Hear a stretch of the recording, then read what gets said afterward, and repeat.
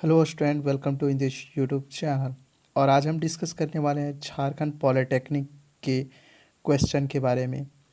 जी हाँ, आज हम जानेंगे झारखंड पॉलिटेक्निक के बहुत ही इम्पोर्टेंट क्वेश्चन के बारे में। जी हाँ, जो कि आपके एग्ज़ाम लेवल के होंगे और साथ ही आपके एग्ज़ाम में ऐसे ही क्वेश्चन पूछे जाएंगे। ये जो क्वेश्चन होने वाला है, ये होने वाला है फिजिक्स का होने वाला, और ये मानव नेत्र तथा रंग बिरंगा संसार जो चैप्टर है आपका क्लास 10th में, वहाँ से जो है जितने भी क्वेश्चन तैयार किए जा सकते हैं पॉलिटेक्निक एग्ज़ाम में, जिस तरह के क्वेश्चन पूछे जाते हैं, उन क्वेश्चनों को जो है यहाँ पे आपको बताया जाएगा। तो सबसे पहले क्वेश्चन नंबर 1 की ओर आगे बढ़ते हैं। यहाँ पूछा गया है कि मानव नेत्र लेंस की फोकस दूरी में समायोजित कर विभिन्न दूरियों पर वस्तुओं को फोकसित कर सकता है। यह किसके कारण होता है? तो यह होता है निकट दृष्टि के कारण। ठीक है। क्वेश्चन नंबर 2 में पूछा जा सकता है आपका, चलचित्र में किस सिद्धांत का उपयोग होता है? तो चलचित्र में जिस सिद्धांत का उपयोग होता है उसे बोलते हैं दृष्टि निर्बंध। ठीक ना। आगे बढ़ते हैं क्वेश्चन नंबर 3। क्वेश्चन नंबर 3 में पूछा गया है कि मानव नेत्र वस्तु का प्रतिबिंब किस भाग पर बनाता है? जी हाँ, आपने देखा होगा कि अगर आप किसी वस्तु को देखते हो तो आपकी जो नेत्र में, यानी कि आपके जो आंखों में उसका जो प्रतिबिंब बनता है वो कहाँ पे बनता है आपके आँख में? तो वो बनता है सबसे पहले आपके दृष्टि पटल पर, जिसे कि हम रेटिना के नाम से भी जानते हैं। मानव नेत्र में किस प्रकार का लेंस रहता है? जी हाँ, हमारी आंखों में किस प्रकार का लेंस लगा रहता है? तो वो लगा रहता है उत्तल लेंस। क्वेश्चन नंबर 5 की ओर बढ़ते हैं। क्वेश्चन नंबर 5 में पूछा गया है, रेटिना से जुड़े दो तत्वों के नाम लिखे। ठीक ना। तो वो है छद्मनुमा एवं शंकुनुमा। क्वेश्चन नंबर 6 की ओर आगे बढ़ेंगे उससे पहले हमारी आपसे एक छोटी सी रिक्वेस्ट है कि प्लीज़ आप हमारे चैनल में नए हो तो चैनल को सब्सक्राइब कर दे और बेल आइकन को ऑल पर प्रेस कर दे, ताकि हम इसी तरह आप लोगों के लिए वीडियोस लाते रहें। चलिए बात करते हैं क्वेश्चन नंबर 6 की। क्वेश्चन नंबर 6 में पूछा गया, अवतल लेंस के चश्मे का उपयोग करके किस दृष्टि दोष को दूर किया जाता है? आपने देखा होगा कि बहुत सारे लोग जो हैं वो चश्मे का यूज करते हैं, खास करके बुजुर्ग लोग। ठीक ना। तो चश्मे में जो होता है वो दो प्रकार के लेंस लगे होते हैं। पहला जो होता है वो अवतल और दूसरा जो होता है उत्तल लेंस होता है। ठीक ना। तो क्वेश्चन 6 में पूछा जा रहा है कि अवतल लेंस के चश्मे का उपयोग करके किस दृष्टि दोष को दूर किया जाता है? तो वो है निकट दृष्टि दोष। जी हाँ, निकट दृष्टि दोष को दूर करने के लिए हमेशा अवतल लेंस के चश्मे का उपयोग किया जाता है। अब देखिए क्वेश्चन नंबर 7 में पूछा गया कि उत्तल लेंस के चश्मे का उपयोग करके किस दृष्टि दोष को दूर किया जाता है? तो वो किया जाता है दीर्घ दृष्टि दोष को। यहाँ से आपको कंफर्म हो गया होगा कि निकट के लिए अवतल और दीर्घ के लिए जो है वो उत्तल लेंस का उपयोग किया जाता है। ठीक ना। तो देखिए क्वेश्चन नंबर 8 और क्वेश्चन नंबर 9 जो है वो पहले के ही क्वेश्चन को जो है वो घुमा के पूछा गया है। जैसे कि क्वेश्चन नंबर 8 में पूछा गया, निकट दृष्टि दोष को दूर करने के लिए किस लेंस का उपयोग किया जाता है? तो ये जो अभी हमने क्वेश्चन नंबर 6 में पढ़ा था वो उसी का सेम क्वेश्चन जो है घुमा के पूछा गया। इसका सही आंसर हो जाएगा अवतल लेंस। क्वेश्चन नंबर 9 में पूछा गया, दीर्घ दृष्टि दोष को किस लेंस से दूर किया जाता है? तो जो हम इसका आंसर जानते हो उत्तल लेंस से। ठीक ना।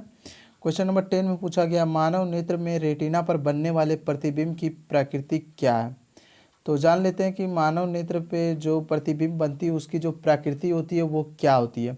तो वो होती है वास्तविक या उल्टा। जी हाँ, जो इतनी भी प्रतिबिंब हमारे आंखों में बनती है वो वास्तविक व उल्टा होती है। सामान्य आंख के लिए स्पष्ट दृष्टि न्यूनतम दूरी क्या होती है? जी हाँ, किसी भी नॉर्मल आदमी के लिए जो दृष्टि होती है वो क्या होती है? तो वो होती है 25 सेंटीमीटर। आपने कभी गौर किया होगा, अगर आप पढ़ाई करते समय अगर कॉपी को ज़्यादा नज़दीक ले जाते हो अपनी आंखों के सामने तो वो धुंधला दिखाई देने लगता है, क्योंकि 25 सेंटीमीटर से ज़्यादा सामने हो जाता है। वहीं अगर आप उसे 25 सेंटीमीटर में रख के पढ़ोगे तो हर एक लिखा हुआ अक्षर जो है वो आपको साफ साफ दिखाई देगा।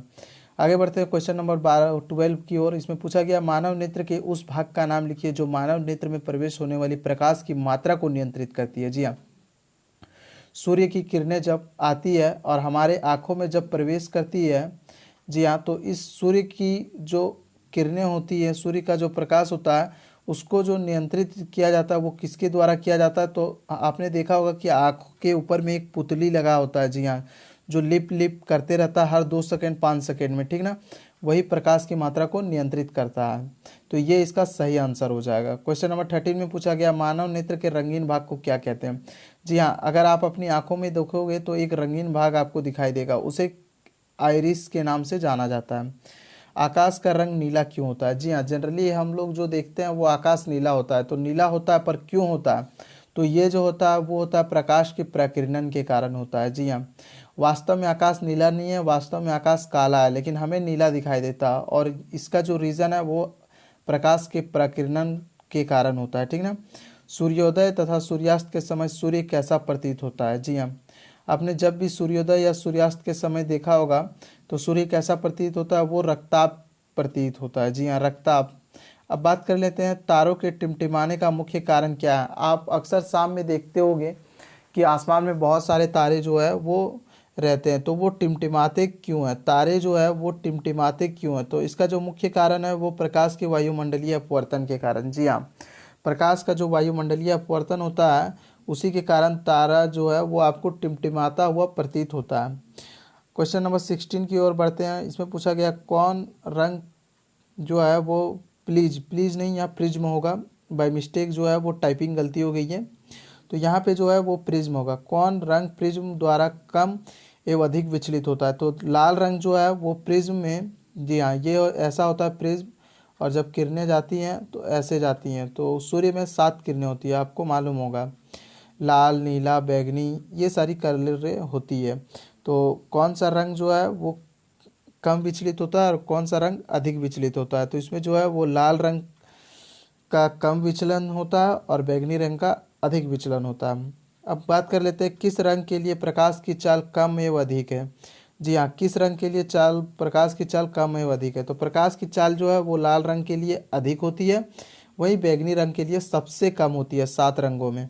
अब बात कर लेते हैं क्वेश्चन नंबर 18 की ओर। कौन सा तांत्रिक तंतु प्रकाश की तीव्रता के लिए उत्तरदायी होता है? तो वो होता है छठ आकृति के तंतु। ठीक ना। अब आगे बढ़ते हैं। इसमें पूछा गया बाइफोकल लेंस के चश्मे का उपयोग करके किस दृष्टि दोष को दूर किया जाता है? जी हाँ, अभी हमने अवतल लेंस उत्तल लेंस देखा था, लेकिन अब यहाँ पे एक बाइफोकल लेंस आ गया। जी हाँ, यानी कि 2 फोकसीय लेंस भी जिसे हम बोल सकते हैं बाइफोकल लेंस का उपयोग करके किस दृष्टि दोष को दूर किया जाता है? तो वो जरा दृष्टि दोष होता है। ठीक ना। अब बात कर लेते हैं जरा दूर दृष्टि दोष को दूर करने के लिए किस प्रकार के लेंस का उपयोग किया जाता है। सेम ही क्वेश्चन आप देख सकते हो, यहाँ पे बाइफोकल आंसर ही क्वेश्चन बन गया और यहाँ पे क्वेश्चन ही आंसर बन गया। यहाँ पे पूछा गया था बाइफोकल लेंस का उपयोग करके किस दृष्टि दोष को दूर किया जाता है, तो जरा दृष्टि दोष को। अब यहाँ पे वही क्वेश्चन घुमा के पूछ दिया है कि जरा दूर दृष्टि दोष को दूर करने के लिए किस प्रकार के लेंस का उपयोग किया जाता है, तो इसका सही आंसर हो जाएगा बाइफोकल लेंस। तो ये 20 क्वेश्चन जो है वो तैयार किए गए थे मेरे द्वारा, यानी कि आनंद राज के द्वारा। ये जो है वो आपका जो है वो बहुत ही इंपॉर्टेंट क्वेश्चन है आपके आने वाले एग्ज़ाम में। और तो इसकी जो है वो अभी मैंने जो है ये सारे क्वेश्चन आपको जो है चैप्टर से बहुत ही इंपॉर्टेंट क्वेश्चन जो है वो छाट के बताया। तो ये सारे क्वेश्चन आप अच्छे से पढ़ लेना, ये आपके एग्ज़ाम में जो है वो आ सकते हैं। मिलेंगे हम नेक्स्ट वीडियो में नई इन्फॉर्मेशन के साथ, तब तक के लिए जय हिंद। और अगर हाँ वीडियो पसंद आई हो तो प्लीज़ यार चैनल को सब्सक्राइब कर दो और वीडियो को एक लाइक कर दो।